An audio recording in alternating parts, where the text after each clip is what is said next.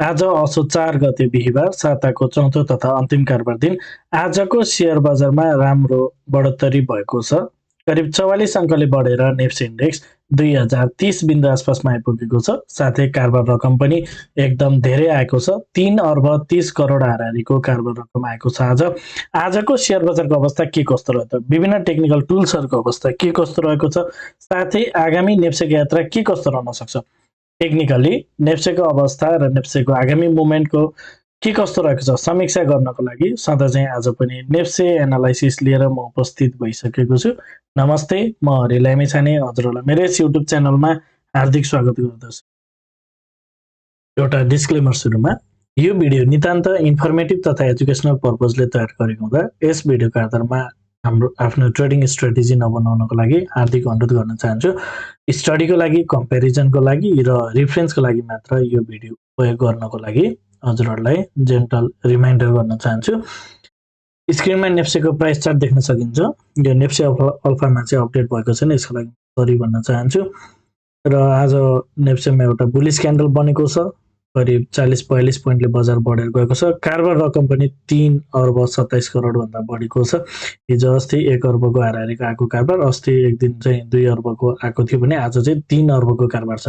लगानीकर्ताहरू बजारमा चाहिँ एकैचोटि वात्तै बढेर गएको देख्न सकिन्छ र यो जुन 12 करोडको सीमा हटाउने भन्ने एउटा चाहिँ कुराहरू आइरहेको छ, त्यो कुराले गर्दा चाहिँ लगानीकर्ता बजारमा उत्साहित भएर चाहिँ एक्टिभली मार्केटमा पार्टिसिपेट गरेको हामी बुझ्न सक्छौँ।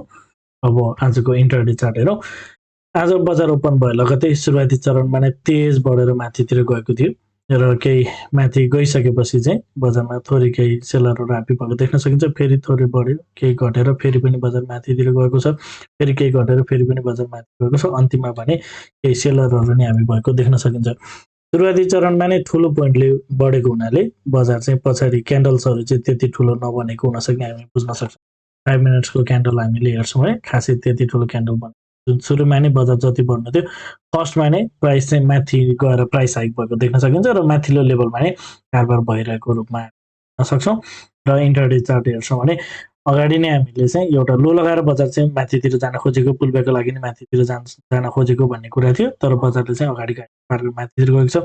फेरि पनि अप ट्रेन्डको च्यानल नै देखेको छ र 5 मिनट्स टाइम फ्रेममा क्लियरली बजार चाहिँ अप ट्रेन्डको च्यानलमा गएको छ र यो एउटा हाई चाहिँ कन्फर्म भइसकेको छ। अब चाहिँ बजार केही तलतिर फेरि पनि पुलब्याकको लागि जान्छ कि जस्तो देखिन्छ। यदि आगामी दिनमा सुरुवाती चरणमा नै बजार चाहिँ घटेर तलतिर आउँछ भने बजार केही डाउन करेक्सन मोडमा चाहिँ जान सक्ने बुझ्न सकिन्छ। यदि सुरुवाती चरणमा माथि जाने क्रममा जुन आजको हाइएस्ट पोइन्ट छ 2040 यसलाई पार गरेर माथि जान्छ भने कन्टिन्युसन प्याटर्न हुनेछ भने हामीले भन्न सक्छौँ। म हजुरहरूलाई सर्टकटमा भनिदिन्छु। यदि आगामी दिनमा सुरुवाती चरण बढेर माथि जान्छ र यो हाईलाई पार गर्दै माथितिर लाग्छ भने फेरि पनि यो जुन आजको अप ट्रेन्ड छ त्यो यथावत रूपमा कन्टिन्यू रहनेछ। यदि बजारले चाहिँ सुरुवाती चरणदेखि नै बजार डाउनफल हुन्छ भने चाहिँ करेक्सनमा चाहिँ बजार के जान सक्छ, भोलिको दिनमा के करेक्सन एक्सपेक्ट गर्न सकिने कुराहरू हामी बुझ्न सक्छौँ। अब आजको डेली टाइम फ्रेमको क्यान्डल हेरौँ। यहाँ थोरै अलिकति केही इरर देखिएको छ। सो हाम्रो अगाडिदेखिको एनालाइसिस बजार यसरी तल आउने क्रममा 2033 लाई ब्रेकडाउन गरेर जब बजार चाहिँ तल फल भएको थियो त्यसपछि माथि जाने मुभहरू भनेको प्रत्येक मुभहरू चाहिँ करेक्टिभ मुभ मात्र हुन्छ भन्ने हाम्रो पहिलो इन्डिकेसन थियो र तल आउने क्रममा विशेष गरी 1950 देखि 1920 बाट चाहिँ बजार केही माथितिर जान सक्छ भन्ने कुरा थियो र यो पटक चाहिँ बजारले अलिकति केही ठुलो पुलब्याक दिन सक्ने कुराहरू हामीले अनुमान गरिरहेका थियौँ र बजारले चाहिँ माथि जाने क्रममा यो पटक चाहिँ यो रिसेन्ट हाईलाई चाहिँ पार गर्छ होला भन्ने हाम्रो एक्सपेक्टेसन थियो। अगाडि बनेको एउटा बियरिश इन्गल्फिङ क्यान्डलले चाहिँ बजारको फेरि पनि पार गर्न सकेन कि भन्ने कुरा थियो, तर फेरि आज चाहिँ बजारले त्यो हाईलाई पार गर्दै माथितिर लागिसकेको छ। अबको एटेम्पमा चाहिँ बजारले यो हाईलाई चाहिँ पार गर्छ कि भन्ने हामी बुझ्न सक्छौँ। यदि बजारले 2050 लाई पार गर्यो भने बजार चाहिँ त्यसपछि केही डिपर अप ट्रेन्डमा जाने हामी बुझ्न सक्छौँ। भन्न चाहिँ अब यो यसरी बुझ्नु पर्यो, यो चाहिँ बजार ठुलो फल भइसकेको छ। यो ठुलो फल भइसकेको हुनाले चाहिँ बजार माथितिर गएकोलाई चाहिँ हामीले पुलब्याक नै भन्ने हो। त्यो अलिकति ठुलो पुलब्याक मुभ चाहिँ माथितिर जान्छ कि भनेर हामीले भन्न पर्ने हुन्छ। यदि आगामी दिनमा बजारले माथितिरको यात्रा 2050 लाई पार गर्छ भने चाहिँ गर्छ जस्तो देखिएको छ। यदि यस्तो तरिकाले बजार मुभ हुने भने चाहिँ बजार कम्तीमा 2072 देखि 2094 पुग्न सक्छ भने हामीले त्यसपछि मात्र बजारमा चाहिँ अर्को फल हुने हामी बुझ्न सक्छौँ। यदि 2094 लाई पनि बजारले ब्रेक गर्छ भने चाहिँ बजार चाहिँ मिनिमम पनि 2150 देखि 2200 सम्म फेरि पनि पुग्छ कि भनेर हामीले हेर्न सक्छौँ र बजारमा यो अहिलेको जुन एउटा डाउनफल छ यो अगाडिको अप मुभ भन्दा यो डाउन मुभ चाहिँ ठुलो भएको हुनाले बजारले चाहिँ एउटा डाउन ट्रेन्डको च्यानल क्रिएट गरिसकेको हुनाले बजार माथितिर जाँदाखेरि चाहिँ एकैचोटि अहिले यो पटकमा पनि फेरि यो 2200 लाई चाहिँ पार गर्छ भनेर हामीले एनालाइसिस गर्न मिल्दैन। बिस्तारै बजारले पार गर्दै गयो भने त्यो अनुसारको हामी रणनीति बनाउने नै छौँ र अहिलेको लागि चाहिँ बजार केही माथि गयो भने फेरि बजार चाहिँ तल्लो लेभलमा आउन सक्ने पोसिबिलिटी चाहिँ मेरो आफ्नो एनालाइसिसमा रहेको छ, जुन मैले हजुरहरूलाई अगाडिदेखि नै सेयर गर्दै आएको कुरा र आजको क्यान्डलले चाहिँ बजार केही माथितिर जाने र यो 2050 लाई पार गरेर कम्तीमा पनि पहिलो सप्लाई जोनतिर हिट हुन पुग्ने चाहिँ हामी बुझ्न सक्छौँ। यदि पहिलो सप्लाई जोनलाई चाहिँ पार गऱ्यो भने बजार चाहिँ मिनिमम पनि 2150 देखि 2200 सम्म चाहिँ फेरि पनि पुग्ने हामी एनालाइसिस गर्न सक्छौँ। अहिलेको लागि बजार केही राम्रो ट्रेन्ड मानेर बुझिएको छ। अब आवरली टाइम फ्रेम हेरौँ। ओके, डेली टाइम फ्रेममा आजको क्यान्डल हेर्ने भने आज एउटा बुलिस क्यान्डल बनेको छ। आजको क्यान्डलले आगामी दिनमा स्वत बजार बढेर केही माथितिर जान सक्ने नै इन्डिकेट गर्छ। आवरली टाइम फ्रेममा बजारले चाहिँ यो 2052 को यो हाईको दाँजोमा चाहिँ यतापट्टि लोअर हाई बनाउने मोर प्रोबेबल सम्भावना छ भन्ने कुरा थियो, तर बजारले चाहिँ आज यो हाईलाई पार गर्दै बजार माथितिर गएको छ। बजारले यो एउटा हाई चाहिँ कन्फर्म गरेको थियो, यो हाईको दाँजोमा यो लोअर हाई हुनको लागि चाहिँ बजारले यो लोलाई ब्रेक गरेर जान पर्ने थियो, तर बजारले चाहिँ जस्ट एउटा हाई मात्र कन्फर्म गर्यो यो इन्डिसमेन्ट लिएर र बजारले चाहिँ फेरि पनि माथितिर चाहिँ जाने प्रयास गरिरहेको छ। र अहिले हेर्छौँ भने आवरली टाइम फ्रेममा एउटा लोएस्ट पोइन्टबाट चाहिँ अप ट्रेन्डको च्यानल देखिएको छ। हजुरले यहाँबाट हेर्नुभयो भने जुन एउटा लोएस्ट पोइन्टबाट चाहिँ हामी हेर्छौँ भने एउटा क्लियरली अप ट्रेन्डको च्यानल चाहिँ देखिएको छ।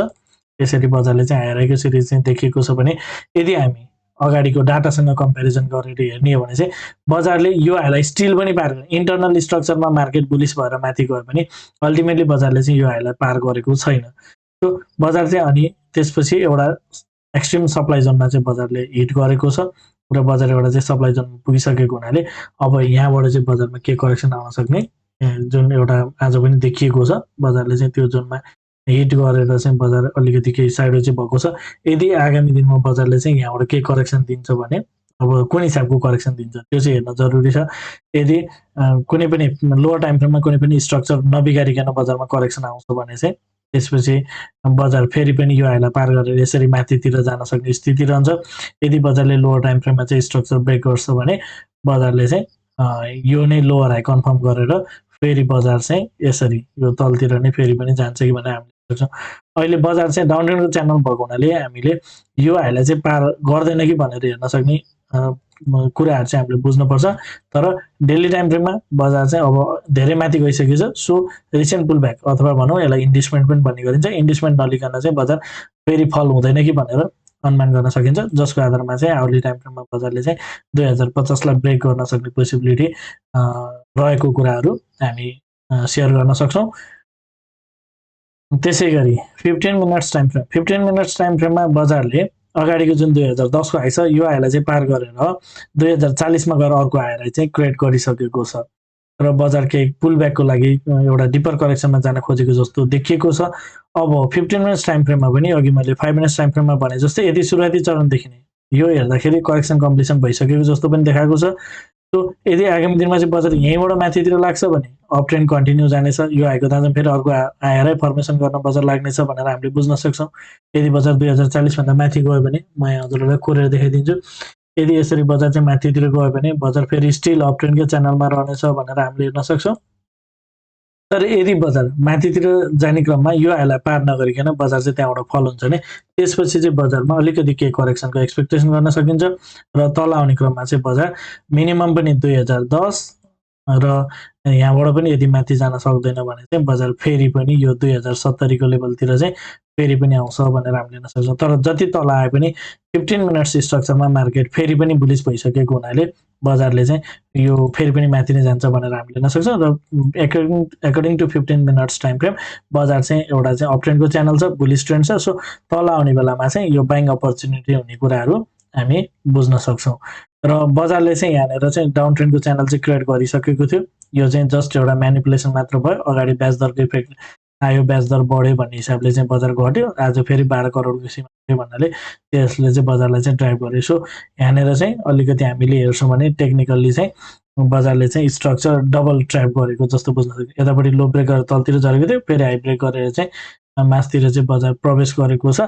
सो यो न्युज इफेक्टले भएको टाइममा चाहिँ हाम्रो नेपालमा मात्र नभइकन चाहिँ वर्ल्ड वाइड रूपमा चाहिँ यो इफेक्टहरू चाहिँ हुने नै गर्छ है। र बजारमा चाहिँ न्युजले नै मार्केटहरूलाई चाहिँ ड्राइभ गर्ने गर्छ। सो हामी चाहिँ अलिकति टेक्निकल्ली के कस्तो पोजिसन छ हेरेर अगाडि बढ्नुपर्ने हुन्छ। सो यो कुरा पनि हजुरहरूलाई सेयर गर्न चाहन्छु। यदि हजुरहरू the smart money concept advance लेभलको टेक्निकल एनालाइसिसको कोर्स गर्न चाहनुहुन्छ भने कृपया स्क्रिनमा देखेको नम्बरमा सम्पर्क गर्नुहोला।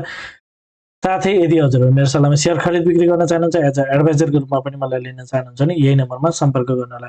9863805867 यो नम्बरमा हजुरले कल, मेसेज अथवा व्हाट्सएप गर्न सक्नुहुनेछ। अब कन्क्लुजनतर्फ जाउँ। 5 मिनट्स टाइम फ्रेममा बजारले चाहिँ एउटा लो लगाइसकेपछि बजार चाहिँ एउटा अप ट्रेन्डको च्यानल क्रिएट गरिसकेको देख्न सकिन्छ। क्लियर अप ट्रेन्डमा छ। अब आगामी दिनमा सुरुवाती चरणमा हेर्नु पर्यो। यदि बजारले माथि जाने क्रममा यो हाईलाई पार नगरिकन यदि बजार फल हुन्छ र जुन अन्तिममा बनेको यही लगभग यही क्यान्डलको लो छ, योभन्दा तलतिर बजार लाग्छ भने बजार डिपर पुलब्याकमा जाँदैछ भनेर हामीले हेर्न सक्छौँ। सो बाइङ चाहिँ तल तल आउँदाखेरि बाई गर्न सक्ने स्थितिहरू बन्न सक्छ। यदि सुरुवाती चरणमा माथि जान्छ भने भ्यालिड करेक्सन कम्प्लिट भएको छ भनेर हामी बुझ्नुपर्ने हुन्छ। त्यसै गरी 15 मिनट्स टाइम फ्रेममा यदि हामी हेर्छ भने 15 मिनट्स टाइम फ्रेममा बजारले चाहिँ एउटा अप ट्रेन्डको च्यानल फेरि पनि क्रिएट गरिसकेको छ र बजार चाहिँ यो अहिले हामी हेर्छौँ अन्तिममा फेरि करेक्सन कम्प्लिट भएर माथि जान्छ जस्तो देखिएको छ। यदि बजार माथितिर लाग्दैन र बजार तलतिर आउँछ भने कम्तीमा पनि 2010 अथवा त्योभन्दा तलतिर बजार आउन सक्ने हामी एक्सपेक्ट गर्न सक्छौँ। सो केही पोइन्ट तल चाहिँ बजारमा फेरि पनि बाइङ अपर्च्युनिटी मिल्न सक्छ भनेर हेर्न सक्ने ठाउँ रहेको छ। त्यसै गरी आवरली टाइम फ्रेममा चाहिँ बजार ओभरअल आवरली टाइम फ्रेमको मेजर सप्लाई जोनमा चाहिँ बजारले ट्याप गरिसकेको छ।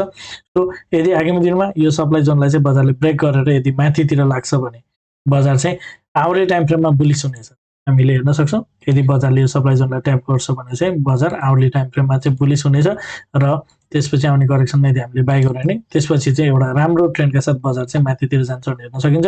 यदि आवरली टाइम फ्रेममा 2050 पार गर्छ भने वी क्यान होप मार्केट चाहिँ 2150 देखि 2200 फेरि पनि टच गर्छ भनेर हामी एक्सपेक्ट गर्न सक्छौँ।